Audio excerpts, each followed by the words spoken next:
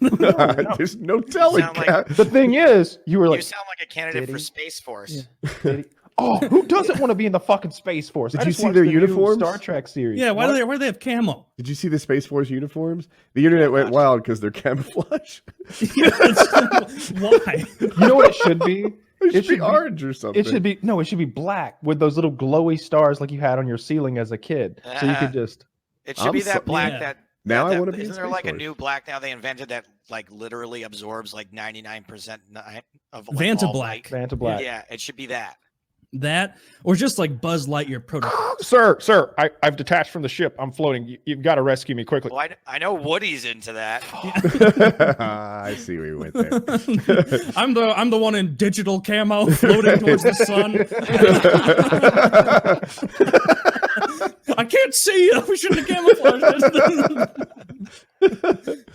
Yeah. Look, I don't know why everybody makes fun. Nobody would make fun of the Space Force if anybody but Trump had suggested it. They'd be like, "Yeah, we would finally a president." No, we would. But here's look. I don't like Trump's maybe my least favorite person on the planet. So I don't defend him lightly. All I will say is this: he's such a dope and so bad with secrets. The fact that he's so into Space Force makes me think that he knows something. Oh, I like where you're headed with that. He's given away tons and tons of military secrets via Twitter, via Mar-a-Lago, via conversations with Russians where he's like, yeah, we got spies out there. And people are like shut the fuck up. So I think Space Force, he's like, fuck, aliens are real. Space Force. Yeah. Yeah. What if that's it? What if they showed Trump the Area 51 ships that Bob Lazar was always talking about? Yeah. What if they showed him the body and he was like, all right, well, we've got our own spaceships, right? And they're like, no. Obama didn't want to fund that stuff. Are you fucking kidding? Exactly. We need a Space Force. I'm not. He's just all night. He's watching reruns of Star Trek, like taking notes. Like, yeah. And I want big titted bitches in tight clothes on the street. You can't pass the pull-up requirement. How big are your tits, sweetheart? The sweetheart was the best part of that. That's all you gotta do. Yeah. Now the Space Force has potential to be. It only has the potential to be really cool if we get like phasers, like laser guns. You know, regular bullets work in space? Regular bullets don't. Space Force is about the holodeck. That's all I want. The holodeck. This is a paradise filled with make-believe horrors. That's what the holodeck is. We have holodeck already. It's called a 3D printer. We're like not far off. I've never been blown by a 3D printer. That's true. I have. It was incredibly painful. Technology is just not there for a smooth robot dick. I promise you, there's 3D printing plans out there. It's like a million hexagons just in and out, in and out. That sounds pretty good. Like a nail file. Micro tears in your ass skin. So they did printer fleshlight. They did make a weapon for space. It's called the gyrojet pistol. The pistol has like these little cartoon. It looks like something out of a cartoon. The ammunition it's firing these rounds that are powered by little rockets, and I've seen one before. I've seen the ammo for it before as well. And I knew a guy in Vegas who had a big firearm collection, and he had a couple of these things. But yeah, I think that for one reason or another, regular firearms don't work in space. Yeah, is it because do they have their own oxygen? No, well, I don't know exactly. Can you imagine being so into guns on Earth that you run out and you're like, well, I guess I'll get laser. Man, I'm like, Jesus, how bad is your gun addiction that you're like, all right, well, what would I use to kill an alien? This 3D printed fleshlight I found is really disappointing. We should have an answer for that question, though. It involves a condom and a sock. Yeah. Wait. Well, I hate that. Modern guns have their own internal oxidizers, chemicals that ignite the gunpowder and fire the bullet in space. Where there's no gravity, your bullet could keep going forever as long as it didn't hit something. So, wouldn't it blast you the opposite direction? If you're just like floating in space with a pistol, wouldn't you? Yeah, I would imagine so. And you would float forever in space. I don't know. I just want you guys to think this through before you fire a handgun in space. I don't think I'll ever have to, jump over that hurdle. Okay, My life's not heading in Don't that take direction. that. Yeah, that's something you don't need to have on your bucket list. I know the No. the cosmonauts, the Russians, they had this really interesting firearm that could do a couple different things. I think it was a shotgun as well as like a rifle, but it wasn't for space combat. It was because every now and then when they returned, they landed in fucking Siberia and they needed something to fight the wolves and the bears with. Oh my god. Oh. Yeah, that's we had lovely like just the Atlantic over there next to Florida or whatever to land in, to splash down in the warm 80-degree Actually, water. you probably need a gun in Florida as well now. That's a Yeah. good point. There's a couple Yeah. guys on Shotgun bath Florida, salts. we're landing in Tallahassee. We got to make sure we're. Dude, that would fucking suck. Being a Russian, like you're surging back down through the atmosphere, hoping you're not gonna die, and it slams into the tundra, and you're like, "All right, Nikolai, easy part over." And then you fight your way through fucking bears. That's what and happened to Yetis. the first manned spacewalk. It was these two cosmonauts. He goes out, and of course, and it's live on Russian television or Soviet television. Everybody's watching. Everybody's fucking, yes, we've won again. And then the guy realizes that because of the pressure differential, his suit has inflated, and he can now he can't get back into the capsule. So they cut the feed. They just cut the fucking feed, and they play like what feet? the feed. The feed. Oh, The I'm Now like- please enjoy video of bears playing hockey. they actually played like Mozart's Last Repose or something like that. It's a really sad, like it's like the end of a sad movie music. So And, Russian. Did those Yeah. guys die? Well, it's kind of a story. So Yeah.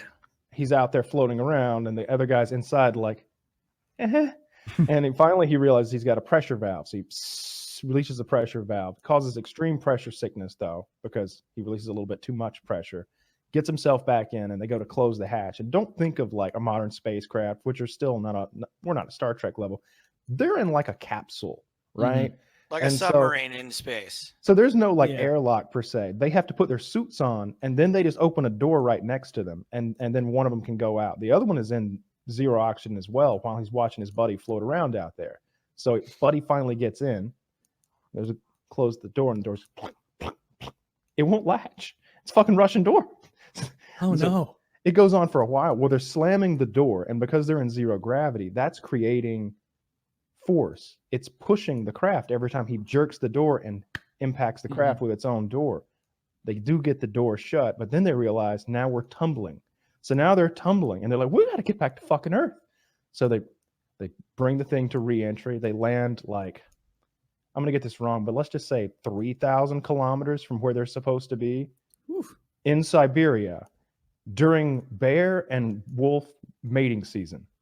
and Shit. I don't think they had a firearm. I think this was the incident that caused them to go, we really need the gun for the guys. They're landing up. It's no good. They found him after like 30 hours or something like that. All safe and sound.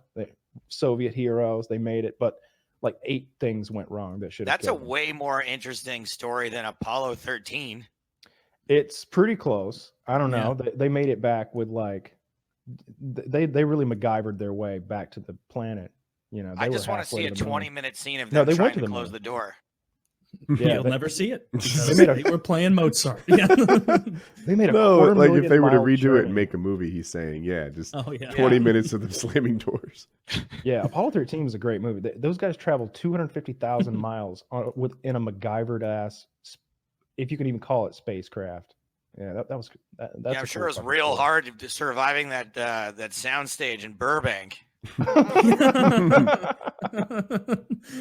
You're not one of those guys, are you? No, Good, I'm not. good. I think that they definitely faked some things. Some of the footage that they put out there, that's kind of a known thing. How do you But- go from you're not one of those guys, are you? But seriously, they faked a lot of shit. Well, they did. I think Like they it's did. plain to see. Like, It's there's plain been- to see that they faked some of the footage that they have of a spacewalk in particular. Like it's clearly, obviously fake, and everybody is kind of like, yeah, that's reused footage. It's like, well, that's not what you said when you broadcast it. You said this is our astronauts live spacewalking. Which clip was this? I'm not familiar with this. I would have to go down a Wikipedia. It was the rabbit one hole with to George pull this Clooney up. and Sandra Bullock. Turns out that one was totally fake. You can see looked real. Stanley Kubrick's belly in the background. Is that the giant baby from 2001? Yeah, no, I don't think so. It's just in the background shaking the shit out of Shelley Long. Be afraid, Jack's coming. the more I think about the space race, I think it might have been what you said this a while back. Like we totally moved the goalposts on the Soviets. Where like they made it into space with Yuri Gagarin or whatever, then they did the orbit or whatever, and we're like, nah, that was actually never the deal. It was actually the moon. Right, we just lost the moon like the whole time. Yeah, like first they make it to space, then they make it around the entire planet, then they break some sort of speed record, then they go longer duration, then we get to the moon. In space, first monkey in space, all first those satellite. things first, and then we're the first people on the moon, and we're like, ha. That was the race the whole time. Yeah. Scoreboard! And we totally screwed them because they're like, well, but you took all of the Nazi geniuses. If you give us 5 of your 10 Nazi geniuses, then we'll call it fair. No, we're keeping all the Nazi geniuses. And then we're going to slap an American flag on it. Like, we beat the Nazis too, more than you. Where should the flagpole have been, right? For victory. Like we also got to Mars first. I like going around the Earth. Because I look, I'm I think outside my depth. They quit is the fact that they quit. Yeah, that's the thing. I think is when we won. Getting into space, I don't even know. Isn't there like a spectrum on what space even is? Like, there's not a line between space and not space, right? If you Where are you going with this, Neil deGrasse Tyson? I'm saying if you make it like, let's say 50,000 feet in the air, have you made it to space? No, that's a halo jump. Right? Where's space exactly? Do you have to get out? Do you have to get to zero gravity? You're saying there's no exact right? What if you get to zero gravity, but a few revolutions in, you get pulled back in like space debris, right? Do you have to get to the point where like you would orbit and continuously leave our orbit, right? You just go further and further away, farther and farther away, right? Like, so where exactly is space start? Well, I mean, there's a well-defined there's some scientists who do that sort of thing, and they wrote a number down. I don't think that's true. So in the U.S., space begins at 80.4 kilometers or 50 miles in the air at 264,000 feet. The general international consensus sets a similar limit for the start of space at 380,000 feet. So what was the other one? 264,000. See that? No, thank you. At first I was like, "Fuck, am I wrong?" but then it's like, so between 280 and what'd you say, 304, 340, 264,000 and 380,000 feet, and then all the satellites it says are between 525,000 feet up and 6.5 million feet. So a good what bit he's of saying space. Is it's not like in the cartoons where like there's a line between Nevada and California. One side's space, one side's Earth. I'm pretty sure what you would use as your determining factor is when you're in low Earth orbit, when you stop falling back and you start orbiting, right? Right, but things that are in orbit could go around 6 times and then get sucked in, right? There's all kinds of space debris out there, for example, that's getting pulled in all the time. This is why they don't have to worry about it. So all I'm saying is, like, I don't know exactly where space is, but maybe you circumnavigate in zero gravity and that's it. I don't know exactly what it is, but I think that's what Virgin Galactic is talking about doing, right? They're this really high altitude where they're just on the cusp. They're in that little in-between area to zip from one continent to another. Yeah, but there's no exact art on it. What I'm saying is space fades in. Like the atmosphere. It absolutely fades in. It's certainly not like going from in the ocean to in the air, right? Perfect. There's an obvious line. There's a very distinct difference. Yeah, whereas in the I could see that. Yeah, I get your point somewhat. You can't just go put one toe in space like you can No. You can though. There's no. I guess not. I'm just gonna dip my toe in space, guys. I'm not going all the way to space. I'm just gonna hang. They defined 120,000 feet of like gray area, which was kind of what I was getting at. So yeah, I don't know how to define the space winner exactly, but maybe circumnavigate the globe in 0 degree or 0 altitude gravity. Anyway, we're getting lost in the weeds. I think the space winner is the country that ended up with Tang. Thank you. That's Velcro. true. Do you remember how I'm younger than you guys, but do you remember how excited you got for the Tang commercials when that orangutan was bouncing around up in space? You and monkeys. No one else got excited monkey by that. Thing with you. You were the only one on No, Taylor, none of us were like, Mom, there's a monkey on TV. Look at him. He's drinking the Tang. You and monkeys is hilarious. I remember specifically asking my mom at whatever point in the 90s being like, you got to get Tang. You got to get Tang from the store. And I remember like mixing it up being like, God damn, this is what astronauts drink. And maybe I'm right. It seems like a terrible thing for astronauts because if you're in 0 gravity, having a bunch of orange powder floating around doesn't seem ideal. I right? think you mix it inside of a squeeze pouch. Oh, maybe. Yeah, they probably weren't doing it in their mom's kitchen at the age of 7. You guys No, know so much about what astronauts do.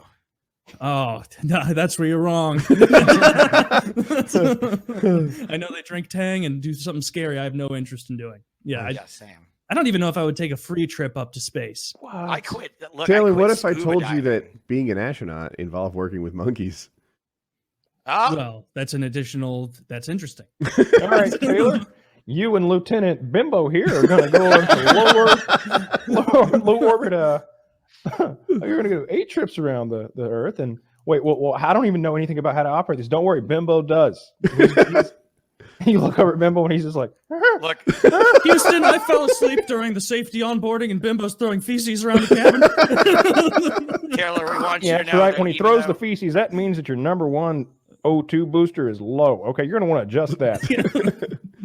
Taylor, we want to let you know that if anything goes wrong, Bimbo is absolutely in charge. Yeah. We're going to ask you to defer to your commanding officer. You know, that's kind of sad, all those animals we sent up there, because like I'm sure school children back home were like, oh great, they sent a dog up there. I can't wait. Are we gonna get to meet him when he comes back? And they're like, comes back? Yeah, What do you mean comes definitely. back? He's gonna slowly roast to death on the reentry. That's kind of what happens here. That or Yeah. run out of oxygen. That's what happened to all those critters. They either ran out of oxygen or they burn up on reentry. How many? Well, I guess that's probably not even public info. So how many monkeys and animals, like dogs, did we kill up there? That's absolutely public info. What everything NASA did is transparent. It's What the about all the ones they cosmonauts. smushed in the centrifuge on Earth? We didn't hear about those. Oh, That's true. Yeah. The stuff the cosmonauts did is very shady. Like we don't actually know like how many people that they're like, oh yeah, this guy's the first one into space, nailed it on the first try, and it's like, did you though? Yeah. Did you though? Maybe he's the 8th guy who tried to get to space, or the 9th guy who tried to get to space. He's at least the 2nd, right? Like they sent up a couple of those fucking dudes and tried it out. I don't think so. Rogan's got that whole bit about how like we're gonna have a bunch of like nerds sitting in a fucking control. The smart people are never the ones they send up first. They're down there sitting there turning their knobs and looking at screens. They got some square jawed corn fed guy from the Midwest. They shoot up in the fucking space. He doesn't know what he's doing. He just knows enough to turn the knobs. He is not crucial to the operation. They they're got a gonna- bunch of him. Yeah. A guy named Buzz was not the smartest guy in the operation. I guarantee fucking you. I was watching some TV show where a guy was insulting astronauts. We think of astronauts as perhaps the greatest career there is. You know, it's certainly way up there at the top. And he's like, it took them decades to swap you out with monkeys. Like you do nothing up there. You're ballast. I was like, huh, maybe that's true. Maybe there's something to that. Somewhere we're Or- getting our asses beat for real Mm. are the Soviet space statues. We need cooler statues about astronauts in space. What is this you just sent here? Oh wow, that's like a giant. Yeah. a giant sword person. It's a giant Yuri Gagarin. Yep. He's got his cool fucking spacesuit rocketing out of the Earth. Why don't we have stuff like that? You know, damn.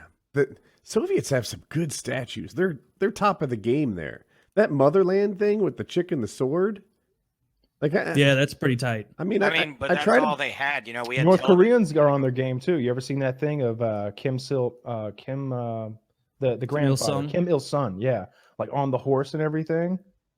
They don't fuck around with that stuff either.